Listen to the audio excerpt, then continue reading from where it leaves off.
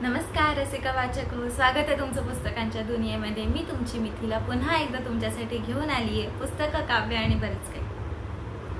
मागच्या भागामध्ये आपण बघितलं होतं की बेट्टीने आणि महतोबने मिळून पुन्हा अमेरिकेला जाण्याची तयारी चालू केली होती। सगळं आवरून झाल्यानंतर एकदा खोलीत नजर फिरवली तेव्हा बेट्टीला मुडी पलंगावर तंद्री लावून बसलेला दिसला। त्याच्याशी बोलायला गेली तेवढ्यात माजिदचा मुडीसाठी फोन आला। मुडी गेला त्याच्यासोबत पटापट बेट्टी पण गेली, कारण की थोड्या वेळापूर्वी त्यांनीच आधी माजिदला विमानाचं कन्फर्मेशन करण्यासाठी एअरपोर्टवर पाठवलं होतं। बराच वेळ माजिदचं आणि मुडीचं फारसीमध्ये काहीतरी बोलणं झालं आणि शेवटी मुडी म्हणाला, ठीक आहे तूच बोल तिच्याशी। हे वाक्य ऐकल्यावर बेट्टीला धडधड सुरू झाली। तो फोन हातात घेण्याच्या आधीच तिला सगळं काही समजलं होतं, पण तरी तिने फोन हातात घेतला आणि म्हणाली, हॅलो, तुम्हाला उद्या अमेरिकेला जाता येणार नाही का? देश सोडायच्या आधी काही दिवस पासपोर्ट विमानतळावर नेऊन दाखवावे लागतात, ते तुम्ही केलेलं नाही, त्याच्यामुळे तुम्हाला उद्या जाता येणार नाही। अरे पण हा नेम आम्हाला काय माहित, त्याच्याशी माझा काय संबंध? उद्या जाता येणार नाही एवढं खरं। माजिदचं बोलणं ऐकून बेट्टीला चीड येत होती। त्याचं बोलणं आता उर्मटपणाचं होतं, अगदी जसं बाकीच्या इराणी बायकांशी बोलतो ना, अगदी तसं। आणि अचानक तिला जाणवलं हे संभाषण नाहीये, हे सगळे पाठ केलेले संवाद। ह्या सगळ्या मागे नक्कीच काहीतरी काळोबेरं होतं। तिने मुडीला खेचत खोलीत नेलं आणि विचारलं, हा काय प्रकार आहे? अगं कुठे काय प्रकार आहे? नेक्स्ट फ्लाईटने आपण जाऊच की।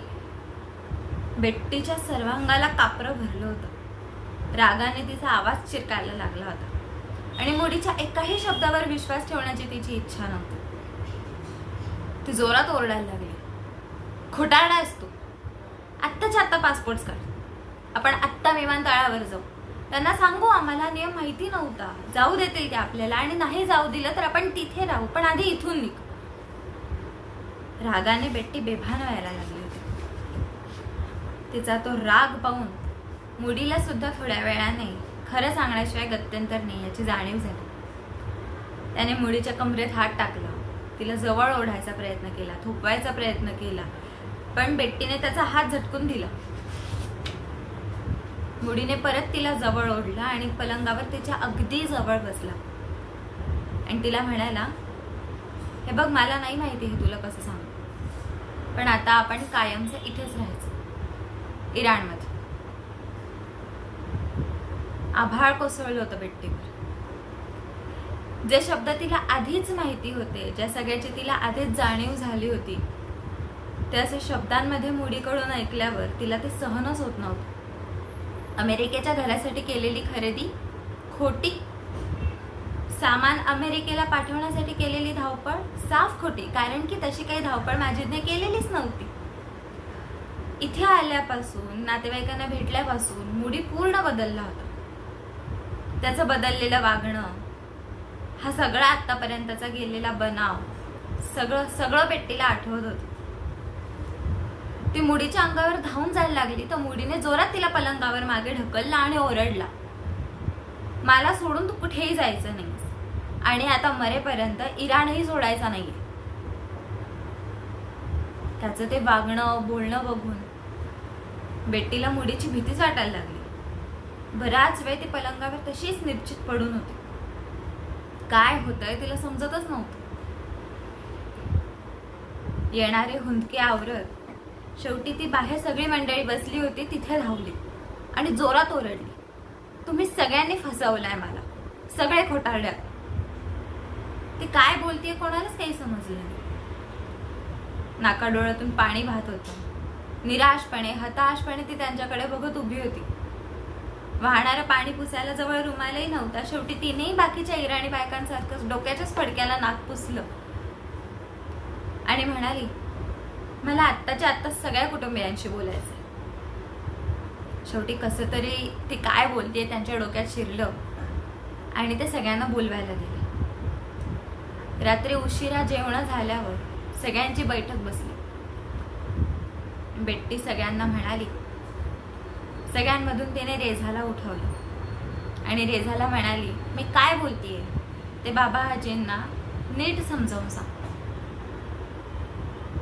ती म्हणाली, मुळात माझी इराणला यायची इच्छाच नव्हती. इथे आल्यानंतर माझ्या अमेरिकन हक्कांची पायमल्ली होणार आहे, माझे हक्क मारले जाणार आहेत ह्याची मला शंका होती. तरीही मी आले. का? मुडीसाठी. माझ्या महातोबला तुम्ही सगळ्यांनी भेटावं ह्याच्यासाठी. तुम्ही सगळेजण कदाचित इथेच ठेवून घेण्याचा प्लॅन कराल ह्याची मला शंका होती. आणि मी जेव्हा असं मुडीला म्हटले तेव्हा त्याने काय केलं माहितीये? चक्क कुराणावर हात ठेवून असं काहीही होणार नाही याची शपथ घेतली. आता तुम्हीच सांगा, मुडी असा कसा वागू शकतो? तेव्हा मुडी उठला आणि म्हणाला, मी जरी कुराणावर हात ठेवून शपथ घेतली हे खरं आहे, पण तरीही देव मला क्षमा करेल, कारण त्याच्याशिवाय ही इथे आलीच नसती. आणि पुढे बेट्टीला काहीही बोलायची संधी न देता बाबा आजींनी आपला निर्णय सांगून टाकला, आम्ही दाहिजांच्या इच्छेप्रमाणे वागू. अवघड झालं होतं सगळं. बेट्टी रडायला लागली, ओरडायला लागली, पण तिच्या रडण्या ओरडण्याचा कोणावरच काहीच परिणाम होत नव्हता. उलट या अमेरिकन बाईला मुडीने कसं त्याच्या हातातलं बाहुलं बनवून ठेवलंय ह्याचा आनंदच सगळ्यांच्या चेहऱ्यावर दिसत होता. पुढचे कित्येक तास बेट्टी आणि महातोब एकमेकींना मिठी मारून रडत होत्या. रडता रडता महातोब झोपून गेली. पलीकडे मुडी खुशाल गाढ झोपला होता. बेट्टी मात्र आढ्याकडे बघत मागची काही दृश्य आठवत होती. 10 वर्षापूर्वी बेट्टीची आणि मुडीची गाठ पडली होती, ती सुद्धा एका दुःखामुळे. बेट्टीला कसलासा विचित्र आजार झाला होता आणि त्याच्यामध्ये तिच्या शरीराच्या डाव्या बाजूला दुखणं चालू झालं होतं. आणि त्या दुखण्यामुळे तिला खूप अशक्तपणा आला होता. वेगवेगळे उपचार करून झाले होते तरी फरक पडत नव्हता. बेट्टी हॉस्पिटलाइज्ड होती. एक दिवस अशीच पालखी झोपलेली असताना तिच्या पाठीवर कोणाचे तरी बळकट हात पडले. तिच्या यातना तिला एवढ्या असह्य होत होत्या की आपल्याला उपचार करायला कोणी एक शिकाऊ डॉक्टर आलाय ह्याच्याकडेही तिचं लक्ष गेलं नव्हतं. पण त्या हाताने हळूहळू तिच्या पाठीवर दाब द्यायला सुरुवात केली आणि तिला बरं वाटायला लागलं. बेट्टीने एकदा त्या डॉक्टरकडे बघितलं. चेहरा अगदी अरेबिक धाटणीचा, पण बोलणं मात्र अस्खलित अमेरिकन होतं. त्या डॉक्टरचं नाव होतं सय्यद बोझोर्ग मेहमूदी. मित्राने टोपण नाव ठेवलेलं मुडी.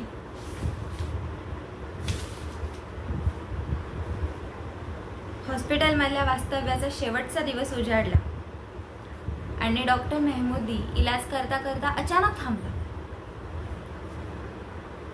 उपचार झाल्यावर त्याने खाली वाकून तिच्या ओठांवर ओठ टेकली आणि त्या कृतीने बेट्टीचं आयुष्यच बदलून गेलं होतं. खरं तर पहिल्या झालेल्या डिवोर्स नंतर पुन्हा लग्नाची इच्छाही नसलेली बेट्टी हळूहळू मुडीच्या प्रेमात वाहत गेली. त्यांचं प्रेम भरत गेलं आणि पुन्हा एकदा ती बेट्टीची बायको होण्याचे स्वप्न बघायला लागली होती. सुखाने संसार चालू होता आणि अचानक 7 वर्षांनंतर ही रात्र येऊन ठेपली होती. अख्खी रात्र भयानक जागून तळमळून काढल्यानंतर तिने पलीकडे झोपलेल्या मुडीकडे बघितलं आणि तिच्या मनात विचार यायला लागला, हाच का तो माणूस ज्याच्यावर मी एवढं प्रेम केलं? माझ्या महातोबचा प्रेमळ बाप, माझा प्रिय नवरा, ज्याच्यावर मी जीव ओवाळून टाकायला तयार होती, आज तोच माणूस सैतानाप्रमाणे तिला वाटायला लागला होता.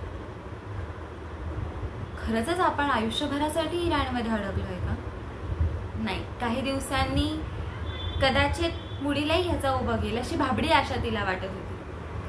काही दिवसांनी का होईना पण मुडीला ही आजूबाजूची घाण जाणवेल. आपलं भविष्य इथे या मागासलेल्या देशामध्ये नाहीये, अमेरिकेमध्ये, ह्याची त्याला जाण होईल अशी भाबडी आशा तिला अजूनही वाटत होती. पण हे सगळं नाही झालं तर किती दिवस काढायचे आपण इथे? किती दिवस, किती आठवडे, किती महिने आणि कदाचित काही वर्ष. पण हा विचार मनात आणायलाही ती घाबरत होती. नाहीच मुडी बदलला तर काय करायचं? मुडी अमेरिकन नव्हता, पण ती आणि महातोब मात्र नक्की अमेरिकन नागरिक होते. त्यांचे हक्क मागण्याचा अधिकार असं कोणालाच नव्हता. कोण मदत करेल आपल्याला? आपले आई वडील, मिशिगन मधले आपले मित्र, कदाचित अमेरिकेचं स्टेट डिपार्टमेंट, पोलीस हे सगळे आपल्याला कशी मदत करू शकतील आणि आपण त्यांना हाक कशी मारायची, काहीच बेट्टीला समजत नव्हतं. फक्त अमेरिकेला आपण कधी जाऊ शकू की नाही ह्याचा मात्र विचार ती सतत करत होती. आणि आता तिला कुठल्याही प्रश्नाचं उत्तर मिळत नव्हतं. आजसाठी एवढंच. नेहमीप्रमाणे कुठला पार्ट तुम्हाला आवडला, कुठला पार्ट ऐकून तुम्हाला काय वाटलं हे नक्की मला कमेंटमध्ये कळवा. व्हिडिओ बघताय तर लाईक करायला विसरू नका. सबस्क्राईब अजून केलं नसेल तर सबस्क्राईबही करा. तुमच्या मित्रमंडळींना हा व्हिडिओ शेअर करा ज्यांना अशा छान छान गोष्टी ऐकायची आवड असेल. बस आजच्यासाठी एवढंच. पुढचा एपिसोड मी घेऊनच येईन. तोपर्यंत वाचत राहा, ऐकत राहा, प्रगल्भ होत राहा. व्हिडिओ लाईक, शेअर, सबस्क्राईब करायला विसरू नका. धन्यवाद.